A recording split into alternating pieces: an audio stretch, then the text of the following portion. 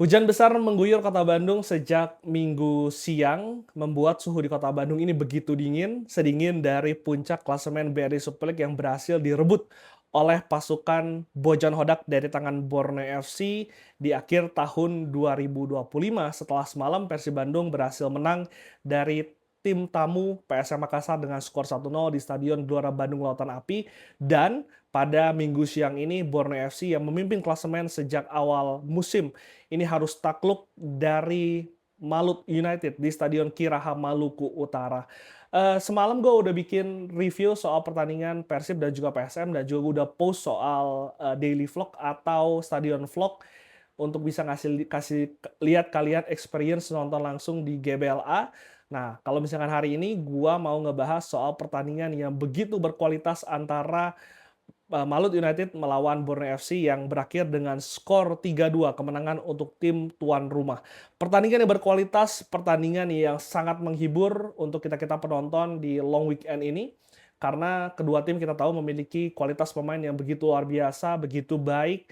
Dan tadi kita lihat Malut masih mengandalkan kekuatannya, yaitu bola-bola satu dua sentuhan dari para pemain, bola transisi cepat dilakukan, sementara untuk Borneo FC yang bermain sebagai tuan rumah ini lebih mengandalkan long ball dan juga operan-operan direct ke lini depan dari Borneo FC. Dan meskipun Malut tadi sempat mencoba untuk melakukan high press sejak menit awal, tapi tim tuan rumah Borneo FC berhasil mencuri gol terlebih dahulu, tepatnya di menit ketiga. Tadi ada press yang dilakukan oleh David da Silva dan juga Yakob Sayuri membuat Nadio Argawinata ini harus melakukan buangan bola dari kotak penalti Borneo ke tengah lapangan. Dan tadi ada satu gerakan dummy dari seorang Peralta yang terlihat seperti ingin mengontrol bola, tapi ia membalikan badan sehingga bola akhirnya jatuh ke kaki seorang Vinicius yang menjemput bola begitu jauh. Peralta yang melakukan overlap dan juga Vinicius yang hold bola, mendelay bola, menunggu rekan-rekannya untuk cepat naik melakukan transisi ke lini pertahanan Malut United yang begitu kosong karena para pemain ini melakukan high press hingga lini pertahanan dari Borneo FC. Momen itu yang dimanfaatkan oleh sang Vinicius yang akhirnya melihat pergerakan dari Peralta yang tadi melakukan dummy.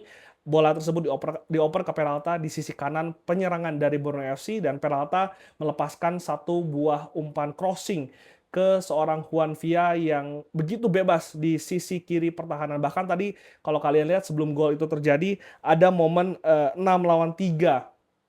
6 pemain Borneo FC melawan 3 back lini pertahanan yang tersisa di garis pertahanan dari Malut United. Dan tadi seorang Juan Villa tidak membuang-buang peluang, ada berhasil menggocek seorang Igor sebelum akhirnya melepaskan tendangan pressing ke sisi kiri gawang dari seorang Halan Jose. 1-0 Borneo FC unggul terlebih dahulu. Tadi responnya begitu baik dari Malut United, bagaimana tadi Malut bermain begitu tenang, tetap fokus pada skema permainan, dan hasilnya tadi sebetulnya ada peluang emas dari seorang Ciro di menit ke-14 memanfaatkan corner dari Borneo FC yang tidak bisa dimaksimalkan dengan baik.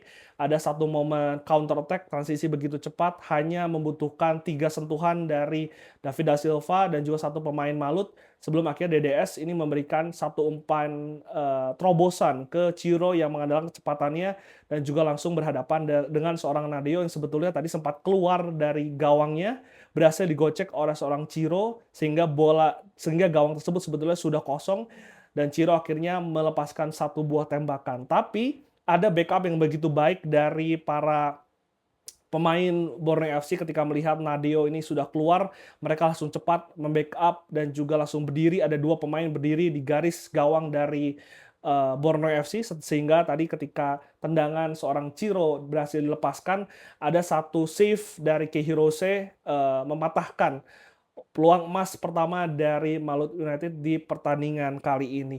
Dan tadi untuk Borneo FC juga masih mencoba untuk melakukan long ball dan juga mengandalkan transisi cepat serangan balik. Tadi ada satu momen juga peluang untuk bisa menggandakan keunggulan berawal dari seorang Juan Villa yang beroperasi di lini tengah, satu long ball akurat begitu baik langsung ke Peralta yang sudah berhadapan dengan salah satu bek dari Malut United. Peralta melihat pergerakan dari seorang, Vinicius, maksud kami seorang Douglas yang tadi akhirnya melepaskan satu tendangan, tapi tendangan tersebut bisa di-save dengan baik oleh seorang Halan Ose, sehingga tadi, Borneo FC gagal mengandalkan keunggulan. Di akhir-akhir pertengahan babak kedua, akhirnya Malut United mendapatkan momen penyama kedudukan berawal dari bagaimana middle block yang dilakukan oleh Borneo FC. Mereka lebih pasif, mereka lebih menunggu, sehingga ada satu momen tadi back dari Malut United tidak mendapatkan pressing sehingga bisa membuild up serangan dengan begitu bebas, sehingga tadi ada satu umpan diberikan kepada seorang Igor yang melakukan overlap di sisi kanan penyerangan dari Malut United. Igor memberikan umpan crossing yang begitu akurat menyasar seorang David da Silva yang menjadi predator di kotak penalti.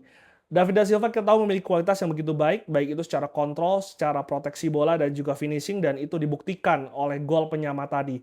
Tadi David da Silva menerima umpan dari Igor, hanya butuh satu sentuhan untuk bisa menempatkan bola di kaki terkuatnya, yaitu kaki kanan, dan akhirnya tadi David da Silva bisa menceploskan bola ke gawang Nadeo menjadi penyama kedudukan di menit ke-26, meskipun tadi Komang Teguh sempat melakukan mencoba untuk menghalau, mencoba untuk menjaga, tapi sayangnya bola tersebut masuk ke gawang Nadeo Argawinata. 1-1 hingga halftime bertahan, dan juga babak kedua tadi Coach Henry Susilo sempat memasukkan beberapa pemain yang lebih ofensif dan juga ingin mengimbangi lini tengah dari Malut United.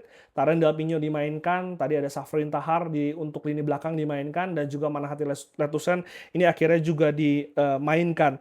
Dan meskipun tadi mencoba untuk mencari keunggulan, tapi sayangnya Malut United yang akhirnya harus tertinggal lagi dari Borneo FC, tim tuan rumah memanfaatkan bagaimana tadi high line defender yang diterapkan oleh seorang atau tim dari Malut United, sehingga tadi ada membuat kombinasi umpan yang begitu baik dari seorang Christoph, Vinicius, dan juga Peralta. Bola kaki-kaki begitu cepat sebelum akhirnya Peralta memberikan umpan terobosan kepada seorang Douglas Coutinho yang sudah berlari dan juga tadi sudah one on one dengan seorang Alan Jose.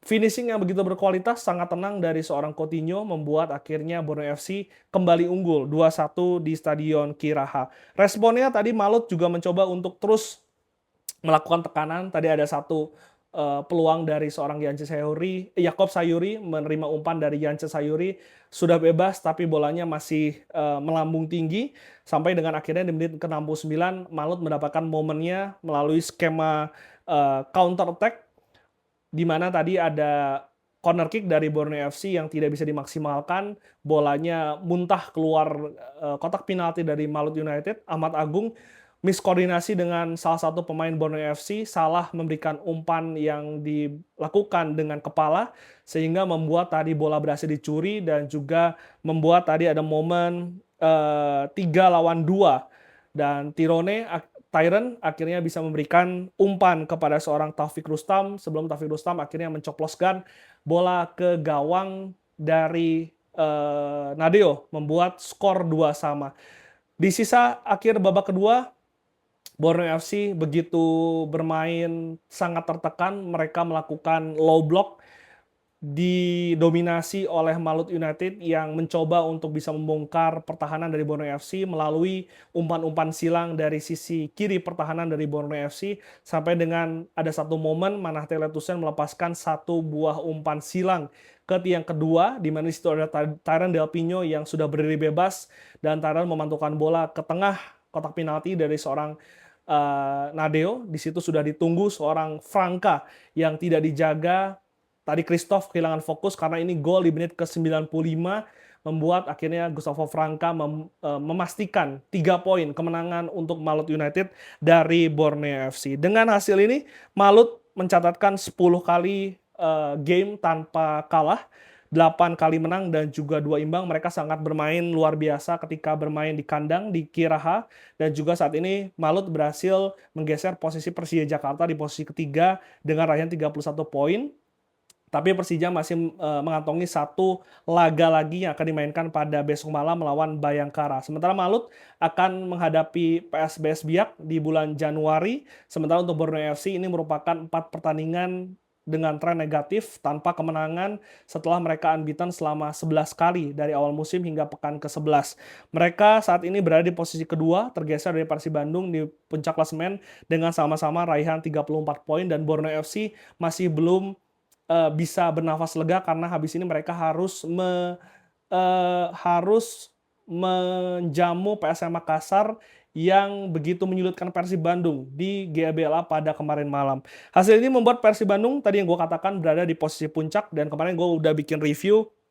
Gue respect sama teman-teman penonton yang bisa menerima kritikan yang gue sampaikan, karena memang jujur sebagai point of view penonton kemarin, gue sangat tidak terhibur dengan penampilan dari Persib Bandung. Gue meng-highlight kreativitas yang hilang. Kalau kalian lihat, memang ada beberapa peluang, tapi sangat disayangkan tidak klinis dan juga tidak kreatif. Meskipun memang gue akuin PSM Makassar bermain begitu baik dalam hal bertahan, mereka bisa memutus serangan dari Persib Bandung dengan cara apapun, membuat para penyerang dari Persib Bandung dan juga pemain tengah dari Persib Bandung ini sangat-sangat frustasi. Dan gojo respect bagi teman-teman yang tidak sependapat, tapi gue sebagai yang mencoba untuk menganalisa, gue ingin menganalisa secara objektif dari permainan Persib Bandung. Dan Persib Bandung sendiri abis ini akan tandang ke Kediri sebelum nantinya menjamu Persija Jakarta di kandang pada tanggal 11 Januari 2026. Dan memang kalau kita lihat bagaimana perjalanan Persib begitu luar biasa dari awal musim, sempat menang dari Padang, lalu juga kehilangan poin di Jepara, imbang di Yogyakarta, sehingga berada di posisi di klasemen tengah sampai dengan akhirnya menutup tahun 2025 dengan berada di puncak BRI Super League. Ada beberapa faktor yang gue sudah katakan sebelumnya. Pertama, mungkin kedalaman squad ini yang membuat pembeda Persib Bandung dengan tim-tim lainnya. Persib ketika kehilangan Lucho, ketika kehilangan Adam Alis, masih ada pemain-pemain lain yang masih bisa perform. Bahkan kemarin ketika Ramon cedera, masih ada seorang Andrew Yung yang memiliki kualitas yang sama untuk bisa menjadi daya tawar Persib Bandung dan juga bisa mengalahkan PSM Makassar. Begitupun di belakang, meskipun kemarin Putros tidak bermain, Dewangga bisa menggantikan dengan kualitas yang sama. Dan selain itu mentalitas juga masih menjadi highlight untuk Persib Bandung. Mental Persib begitu luar biasa, comeback sering dilakukan oleh tim asuhan Bojan Hodak. Bahkan kemarin ketika unggul 1-0 dengan permainan yang buruk, mereka memiliki mental untuk bisa menjaga keunggulan tersebut.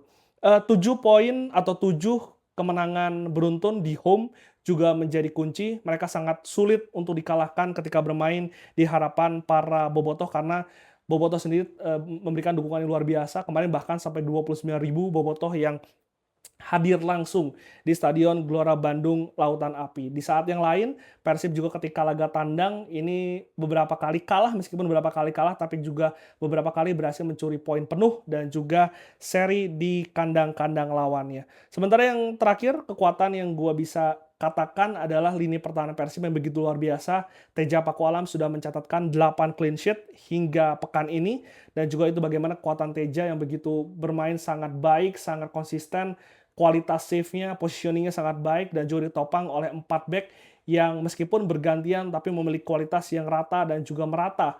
Dan ini membuat lini pertahanan Persib sulit ditembus, hanya kebobolan 10 gol, menjadi tim dengan kebobolan paling sedikit hingga akhir tahun 2025. Tapi catatannya tentu bagaimana Persib masih suka buang-buang peluang, klinis di depan gawangnya masih kurang, dan terlihat dari 25 gol yang berhasil dicetak, meskipun ini memang berada di atas rata-rata gol yang berhasil dicetak oleh para tim BRI Super League, tapi kalau kita bandingkan dengan tim-tim Big Four, Borneo, Malut, dan juga Persija, raihan 25 gol ini masih paling sedikit dibandingkan dengan 4 tim tadi. Dan juga Persib terlihat ketika melawan tim-tim yang melakukan high press di lini tengah masih kesulitan untuk bisa keluar dari tekanan tersebut yang juga harus menjadi catatan dari Bojon Hodak di tahun 2026.